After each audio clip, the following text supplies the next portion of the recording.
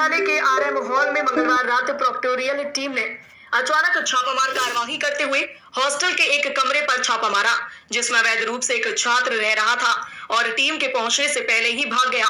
मगर उसके बैग में तमंचा, 3 लाइव कारतूस व 6 खोखे मिले।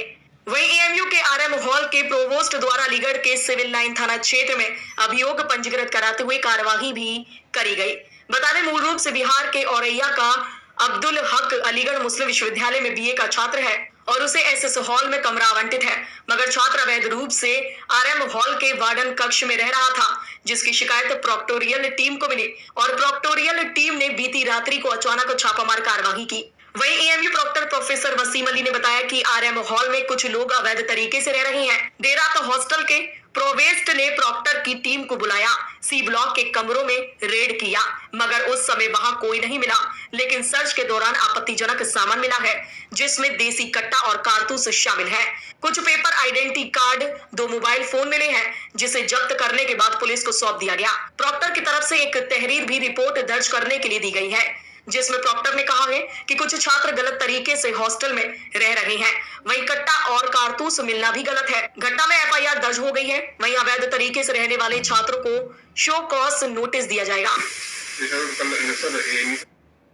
हॉल में किस तरह का मामला, एक छात्र पकड़ा गया था जो तमंचे के साथ पकड़े गए, छात्र क्या है? मामला ये है कि रोस्ट आरएम हॉल के पास एक इन्फॉर्मेशन थी कि हॉल के अंदर कुछ कमरे हैं जिसमें अनऑथराइज्ड लोग रह रहे हैं, जिनका अलॉटमेंट नहीं है और उस हॉल से उनका कोई ताल्लुक़ नहीं है, वो लोग रह रहे हैं।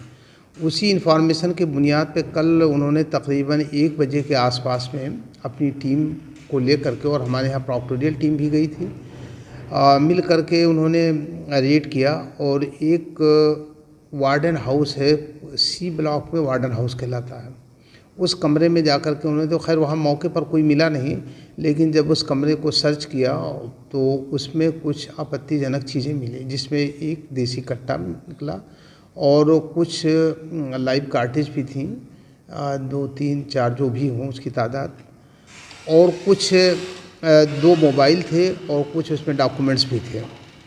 तो वो सारी चीज़ों को प्रोवोस्ट ने अपने सर्च के दौरान जब्त कर लिया और इसके बाद में उन्होंने पुलिस को इन्फॉर्म किया, तो एसएचओ सिविल लाइन आ गए थे और जो चीज़ें, जो इलीगल आर्म्स थे, उनको उन्होंने अपने कब्जे में ले लिया और एक तहरीर चली गई। उस तहरीर के बुनियाद पे रिपोर्ट दर्ज हो गई। क्या छात्रों को कमरे में ये पाया जाता है, क्या और छात्रों के रूम इसी तरह चेक किए जाएंगे?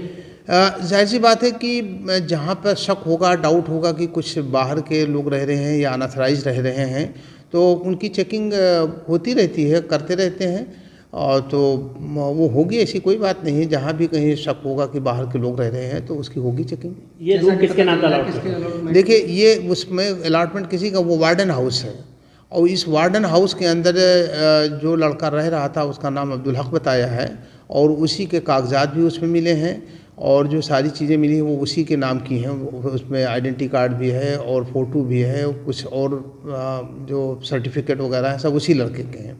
और पड़ोस का कहना है कि यही लड़का आकर के इसमें रह रहा था, ये अनऑथराइज्ड है, वहाँ आरएम हॉल का मेंबर नहीं है। हालांकि वो स्टूडेंट है, बीए सेकंड ईयर का स्टूडेंट बताया जा रहा है और एसएस हॉल साउथ का ऐसे उसका अलॉटमेंट है, लेकिन रह ये वहाँ पर गैर कानूनी तौर पे आरएम हॉल के वार्डन हाउस में रह रहे थे।